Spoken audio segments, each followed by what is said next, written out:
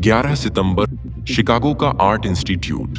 दुनिया भर के बुद्धिजीवी, धर्मगुरु और विद्वान एक जगह एकत्रित थे। ये विश्व धर्म महासभा का ऐतिहासिक आयोजन था।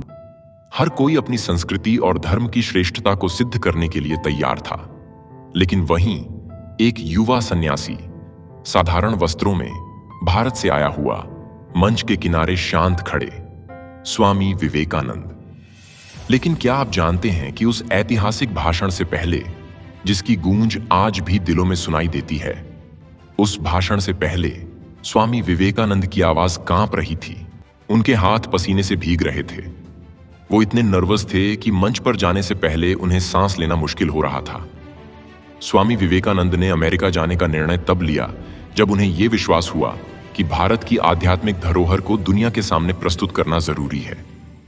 लेकिन उनके पास पैसे नहीं थे, कोई सुनिश्चित योजना नहीं थी और न ही कोई निमंत्रण। उन्होंने मदद के लिए लोगों से गुहार की। कई ने मना किया, कई ने मजाक उड़ाया, लेकिन कुछ लोगों ने उनका साथ दिया।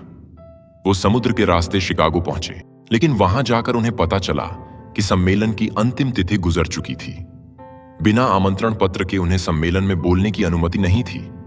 ठंडी हवाओं में, पैसों की कमी और अनिश्चित भविष्य ने उन्हें तोड़ने की पूरी कोशिश की, लेकिन वो नहीं टूटे। वो बोले, मुझे कोई नहीं जानता, पर मेरे पीछे जो भारत की आत्मा खड़ी है, वो दुनिया को झुका देगी। विश्व धर्म महासभा के आयोजनकर्ताओं ने अंततः उन्हें बोलने का अवसर दिया। लेकिन जब उनका नाम पुकारा गया तो अचानक उनके चेहरे पर एक गहरी गंभीरता छा गई। वो मंच की ओर बढ़े, लेकिन कदम डगमगा रहे थे। एक तरफ बुद्धिजीवियों की तेज नजरें, दूसरी ओर अलग अलग देशों के प्रतिनिधि, कोई ईसाई मिशनरी, कोई यहूदी रब्बी, कोई मुस्लिम विद्वान, सब अपने धर्म को श्रेष्ठ बताने आए थे। और इधर स्वामी विवेकानंद, अकेले, अनजान, भारतीय और विदेशी धरती पर पहली बार भाषण देने वाले। जब वो पोडियम पर पहुंचे तो उन्होंने अपने हाथ में रखा भाषण पत्र देखा और फिर वापस जेब में रख दिया। वो सिर्फ दिल से बोलना चाहते थे, लेकिन जैसे ही उन्होंने माइक पर नजर डाली, उनकी सांसें तेज हो गईं। उनका गला सूख गया, उनकी आंखों में संशय झलकने लगा। उन्हें कुछ पल के लिए समझ नहीं आया कि कहां से शुरू करें, कैसे शुरू करें। काफी देर तक मंच पर खड़े रहने के बाद उन्होंने धीमी आवाज में कहा, Sisters and brothers of America. इस एक वाक्य ने जैसे पूरा माहौल बदल दिया। वहां बैठे 7,000 लोगों ने 2 मिनट तक खड़े होकर तालियां बजाईं। ऐसा स्वागत किसी और वक्ता को नहीं मिला था। स्वामी विवेकानंद की आंखों में अब घबराहट नहीं, आत्मविश्वास था। उनकी आवाज अब कांप नहीं रही थी, गूंज रही थी। उन्होंने किसी धर्म को नीचा नहीं दिखाया, किसी संस्कृति पर प्रहार नहीं किया।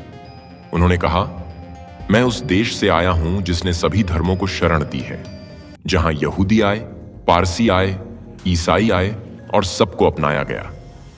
तो सवाल यह है, आखिर स्वामी विवेकानंद घबराए क्यों थे? क्योंकि उनके कंधों पर सिर्फ अपने नाम की नहीं, पूरे भारत की प्रतिष्ठा की जिम्मेदारी थी। क्योंकि वो जानते थे कि अगर वो असफल हुए तो भारत के आध्यात्मिक ज्ञान को कोई नहीं सुनेगा। उन्हें डर इस बात का था कि अगर उन्होंने एक शब्द भी गलत कहा तो उनकी मातृभूमि का अपमान हो सकता है। घबराहट इंसान को कमजोर नहीं बनाती, बल्कि साबित करती है कि वो इंसान अपने काम को कितना गंभीरता से ले रहा है। भाषण के बाद क्या हुआ? उनके भाषण के बाद अमेरिका के सभी प्रमुख अखबारों ने उन्हें साइक्लोनिक मंक फ्रॉम इंडिया कहा। वो हर जगह आमंत्रित किए जाने लगे। न्यूयॉर्क, बोस्टन, शिकागो, डेट्रॉइट, हर जगह उनके विचारों ने लोगों के सोचने का तरीका बदल दिया। लेकिन वो खुद कभी अपने भाषण की वाहवाही में नहीं डूबे। वो बोले, अगर मेरी सफलता से भारत का युवा जागे, तभी मेरा आना सफल है। आज जब भी आप किसी मंच पर घबराएं, जब आपको लगे कि लोग आपको जज करेंगे, तो स्वामी विवेकानंद को याद कीजिए।